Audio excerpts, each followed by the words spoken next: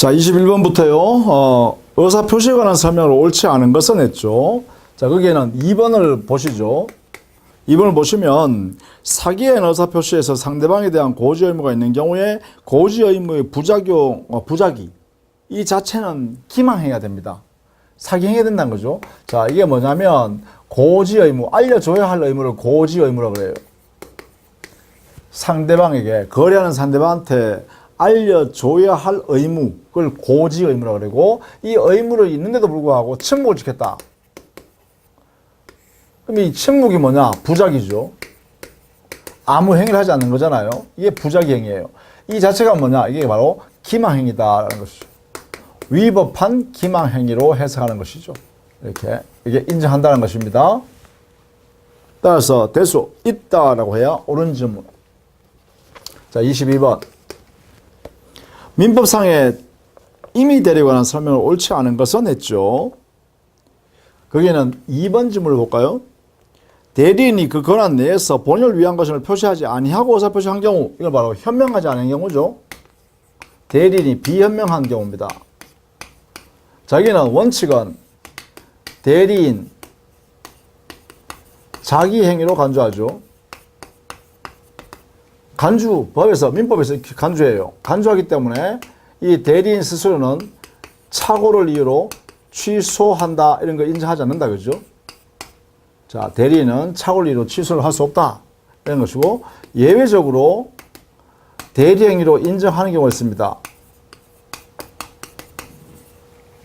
대리 인정되는 건 언제냐면, 이때 어떻게 이렇게 하냐면, 이 행위의 상대방이 대리인 자격으로, 이 대리라는 사람이 대리인 자격으로 자기와 지금 거래하고 있다는 사실을 알았거나 또는 알 수 있었을 때, 이럴 때 이제 대리 행위로 인정하겠다라는 것이죠. 요 내용을 알고 있는가, 이걸 물어본 것이죠. 자, 상대방이 대리인으로 한 것임을 알았더라도 대리인 자신을 위한 것을 본다가 아니라 이때는 대리 행위로 인정해야 한다, 이렇게 하겠죠. 왜? 요 해당이니까. 이 사례에서는 바로 여기에 해당되는 것이죠. 상대방이 알은 경우, 여기죠. 그러면 대리 행위로 인정해야 되잖아요. 자, 23번. 표현들에서 옳지 않은 것은 했죠. 1번 보시죠. 강행법규에 위반되는 것. 여기에 반하는 행위에 대해서는 이건 절대적 무효죠. 어떤 경우에도 그 행위 내용대로 효를 발생시킬 수 없죠. 절대적 무효입니다. 그렇기 때문에 이 행위에 대해서는 표현 대리로 적용해서 본인과 상대방 사이의 효과를 인정해 줄 수 없죠. 적용할 수가 없다고 해야겠죠. 그래서 1번이 틀렸습니다. 24번. 계약에 관한 무권 대리 설명을 옳지 않은 것은 했죠. 자, 거기서 3번 보실까요? 3번. 무권 대리 행위의 추인은 자, 본인의 추인이겠죠. 추인은 다른 의사표시가 없는 때는 장래에 대해 효력이 있다 했는데 원칙 처음부터 유효로 본다, 그죠? 유효로 간주합니다. 본다. 그래서 소급표가 있는 거죠. 이렇게 됩니다. 따라서 틀린 질문이 되겠죠? 25번. 물권적 청구권에 관한 설명을 옳지 않은 것은 4번이에요. 물권 청구권은 현재의 물권자가 현재 침해를 지배하고 있는 점유자 상대방에 대해서 반환, 제거, 예방 청구권을 행사할 수 있고, 이때 그 상대방, 침해하고 있는 상대방은 고의 과실이 있느냐 없느냐 따지지 않습니다. 그리고 그 상대방은 직접 점유자나 간접 점유자냐를 묻지 않습니다. 모두 인정한다는 것이죠. 이때 그 상대방이 반환, 제거, 예방 조치를 취할 때 들어가는 비용은 상대방 스스로가 부담해야 된다, 이런 내용이죠. 자, 그 다음 4번 보시죠. 부동산에 대한 점유 취득시효 완성을 원인으로 하는 소유권 등기 청구권은, 이것은 채권적 청구권에 해당됩니다. 등기 청구권요. 왜냐하면 아직 소유권 등기가 되어야, 이게 완성이 되어야 그때 소유권자가 됩니다. 그러면 등기 없는 상태, 그러면 소유권 없는 상태죠. 그럼 소유권 없는 상태에 있는 사람은 단순히 점유자에 불과하고 소유권자는 인정되지 않습니다.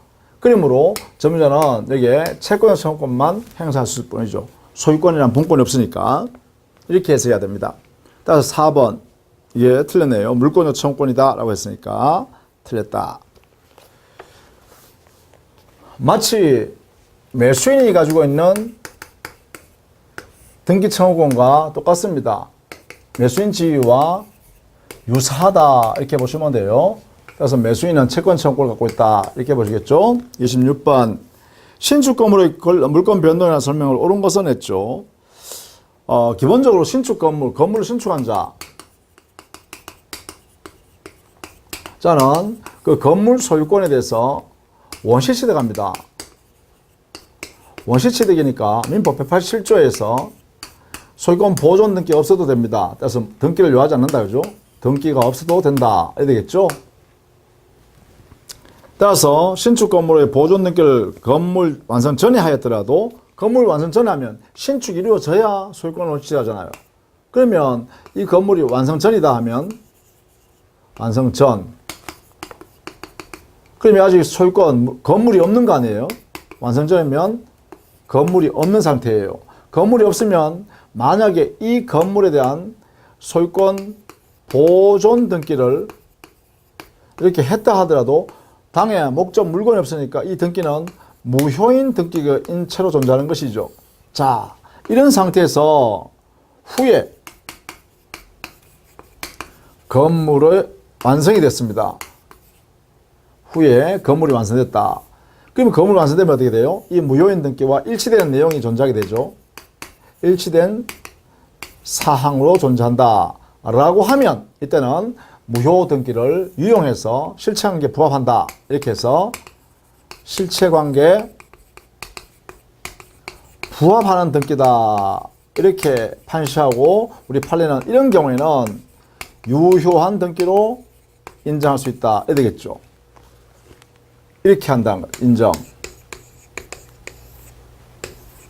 실체관계에 부합하는 등기라고 한다면 종전의 무효 등기를 뭐로 한다? 유효한 등기로 바꾸어서 사용할 수 있다. 이런 이야기입니다. 따라서 26번에 2번 옳은 질문이다. 그 다음 27번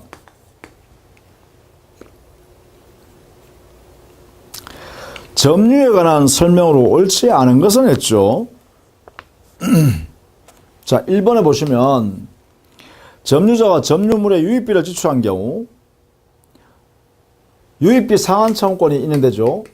점유자는 선납 불문하고 비용 상환 청구권을 행사할 수 있어요. 자, 이때 이 비용에는 필요비도 들어가고 유입비도 들어가는데요. 자, 이때 유입비 상환을 청구할 때 당해 계량하여 가액이 증가되어 있는 상태로 증가액이 현존해야 되죠. 현존할 때는 점유자가 선택하는 게 아니고요. 회복자의 선택에 따라 이루어지는데, 자, 회복자 선택, 지출 금액, 지출액과 증가액 중에서 이 중에서 선택을 하는데 선택의 주체는 누구다? 점유자가 선택하는 게 아니라 회복자가 선택한다. 이것을 잘 봐두셔야 됩니다. 유입비 상환 청구권은 회복자 선택에 있어야 합니다. 따라서 1번이 틀렸죠. 자, 그 다음에 28번 공유에 관한 설명을 옳지 않은 것은 했죠. 자, 거기에 3번에 보시면 소수지분의 공유자는 과반수 지분의 공유자로부터 사용수익을 허락받은 점유자에 대하여 점유 배제를 청구할 수 있다.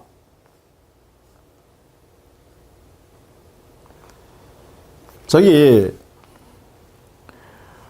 당해 사용수익을 허락받은 점유자, 이 사람 뭐예요? 이건 관리행위해야 되는데 공유물의 관리.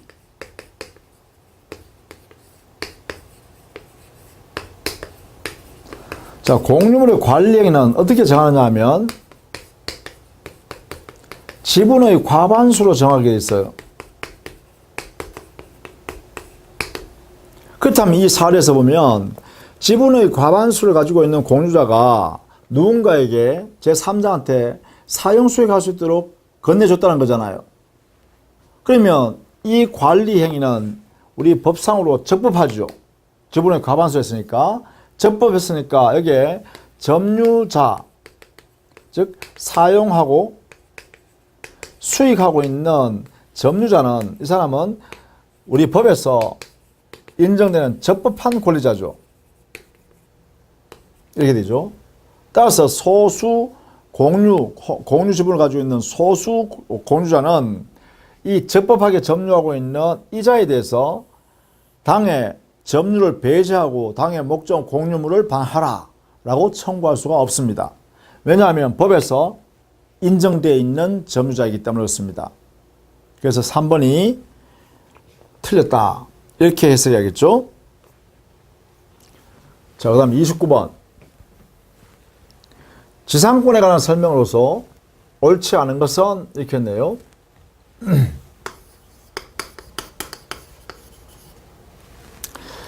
자, 그 중에 2번을 보시면 지상권자는 지상권을 유보한 채 지상물 소유권만을 양도할 수 있으나 지상물 소유권을 유보한 채 지상권만을 양도할 수 없다 이러는데, 지상권 자체는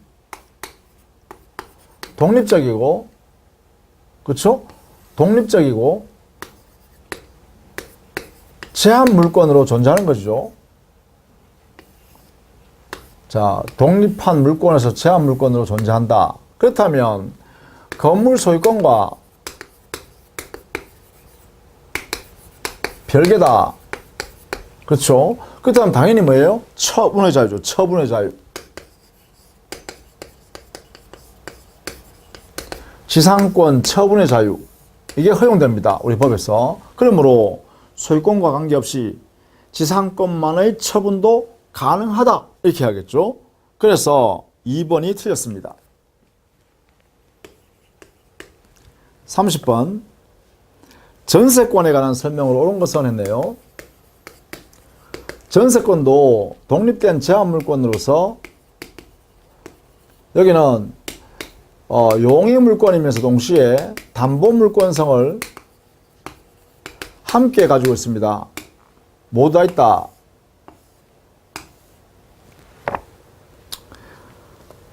옳은 것을 고르면 했죠. 기억. 전세권은 전세권 양도 상속에 의해서도 취득할 수 있다. 그렇죠. 전세권은 독립된 물권이기 때문에 당연히 전세권 처분도 가능하고 양도도 가능합니다. 그 다음에 상속도 가능하죠. 독립된 물권이니까. 니은 전세권자와 인지 소유자 사이에는 산임관계가 준용되죠. 자, 이 산임관계 규정은 부동산 소유자 사이에 적용되는 소유권 내용입니다. 소유권. 다만 우리 법 규정에는 이 규정을 지상권과 전세권에 그대로 준용합니다. 따라서 옳은 질문이죠. 디귿. 동일한 건물에 저당원의 전세권보다 먼저 설정된 경우에 전세권자가 경매를 신청하여 매각되면 전세권은 저당권을 모두 소멸한다. 왜냐하면 저당권이 성립한 이후에 전세권에 이게 성립되었죠. 그러면 당에 이 저당권 설정됐고 전세권 설정되어 있는 부동산이 경매가 이루어지면 당의 목적물이, 그러면 저당권이 소멸하니까 저당권 뒤에 있는 이 전세권도 함께 소멸하게 됩니다. 따라서 모두 소멸한다. 옳다. 리얼. 임대인과 임차인이 임대차 계약을 체결하면서 임차 보증금을 전세금으로 하는 전세권 설정 계약을 체결하고 전세권 설정 등기를 격려한 경우 다른 약정이 없는 한 임차 보증금 반환 의무와 전세권 설정 등기 말소 의무는 동시 이행관계에 있다. 이게 뭐냐면 이게 임차인의 지위와 전세권자 지위가 동일인에게 있죠. 임차인이 곧 전세권자가 돼 있죠. 그럼 여기에 보증금은 곧 전세금이 역할을 합니다. 이렇게. 그러면 여기에 전세권자는 전세금을 돌려받을 때 전세권 등기를 말소해 줘야 되죠. 이 두 개가 무슨 관계다 하면 동시행 관계입니다. 동시에 해야 되는 관계다. 그렇죠? 전세금 반하면 등기도 말소해 줘야 되죠. 이렇게 해줘야 된다는 거죠. 이게 동시행 관계다. 따라서 옳은 질문이죠. 따라서 전부 다 옳다. 그죠?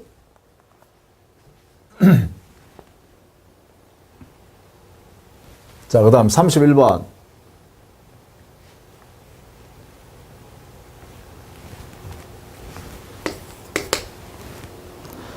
유치권에 관한 설명은 옳지 않은 것 했네요. 4번에요. 임대인과 임차인 사이에 임차 건물의 명도시 권리금을 반환하기로 하는 약정이 있었다. 자, 권리금 반환 채권은 당해 임차물과 결연관계 없습니다.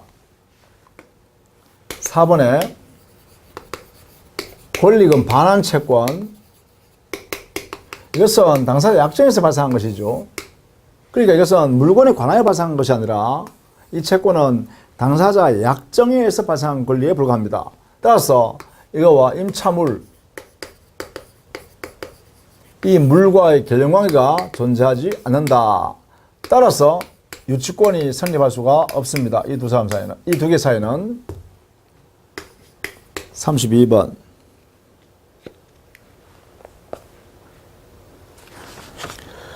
갑은 을은행으로부터 1억 원을 빌리면서 그 채무를 담보하기 위하여 자신 소유의 토지 나지에 1번 저당을 설정해 주었다. 자, 1억 원 돈 빌리면서요, 토지 소유자 갑 저당원 설정을 했습니다. 나지에 저당 설정. 나지에 저당권 설정됐습니다. 자, 옳은 것은 했죠. 자, 여기에 4번 동그라미 볼까요? 4번 지문. 저당원 설정 후에 그 토지의 임차인 B가 그 지상에 Y 건물을 신축하고 갑이 이를 매수한 경우, 자, 여기에 저당권 설정자 갑, 저당권 설정자. 근데 이 사람이 나중에 건물의 소유권을 취득했죠. 설정자가 건물 소유권 취득.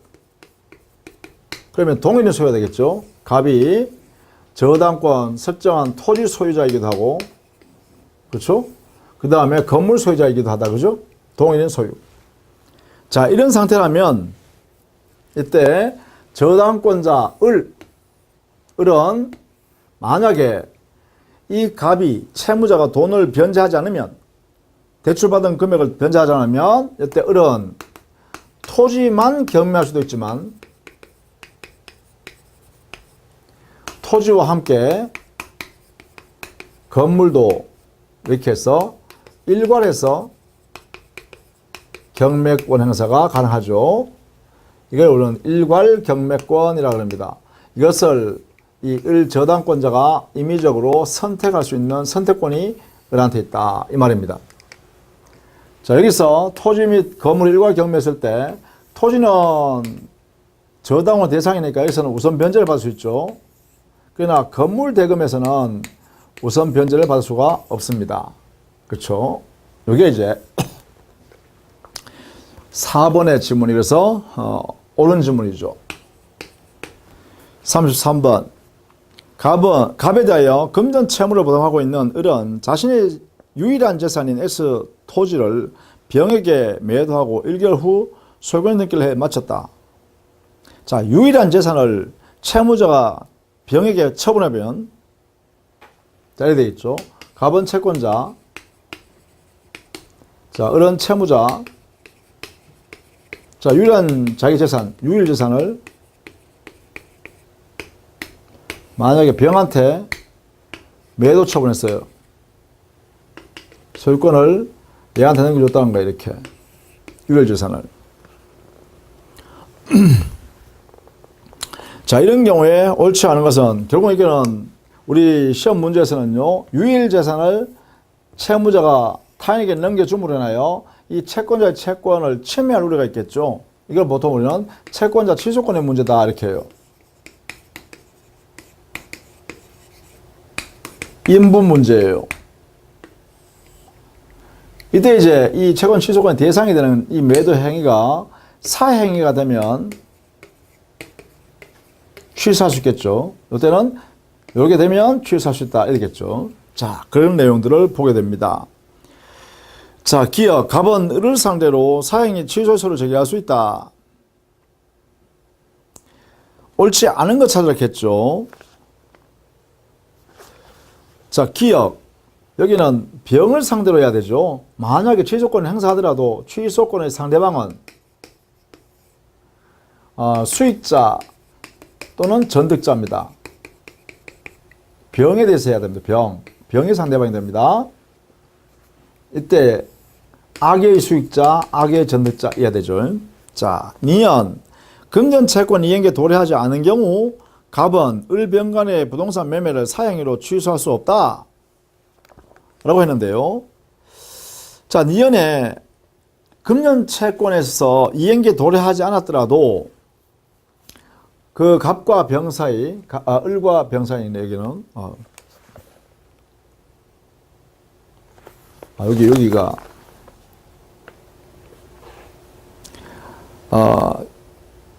갑은 을병과의 을병, 그렇죠? 요 사이에 요게 사행해야 되기 때문에 하면 이 처분으로 인하여 이 채권을 침해할 우려가 있으면 사행위가 되고, 사행이 되면 채권의 변조에 도래하지 않았다 하더라도 취소권 행사할 수가 있죠.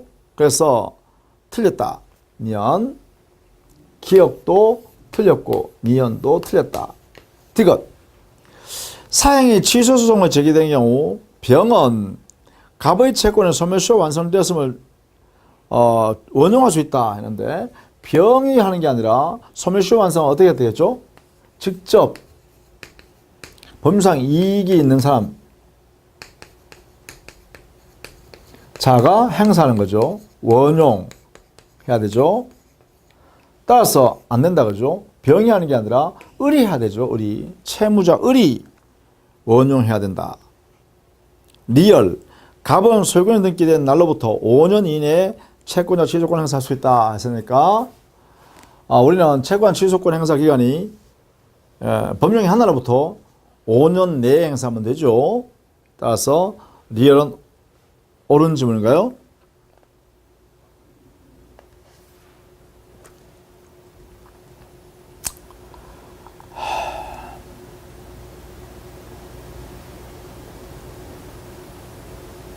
법률, 소유권 등기 된 날로부터 5년 했으니 아니죠.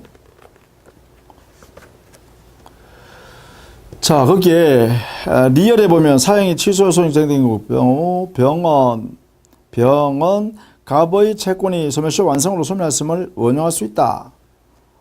이거죠. 이 사람의 원용, 이 사람의 채무불이행, 여기 채권이 소멸시효 완성했다는 것을, 여기 소송 이렇게 했을 때, 그죠? 이렇게, 채권 취소권 했을 때, 이 사람은, 그렇죠.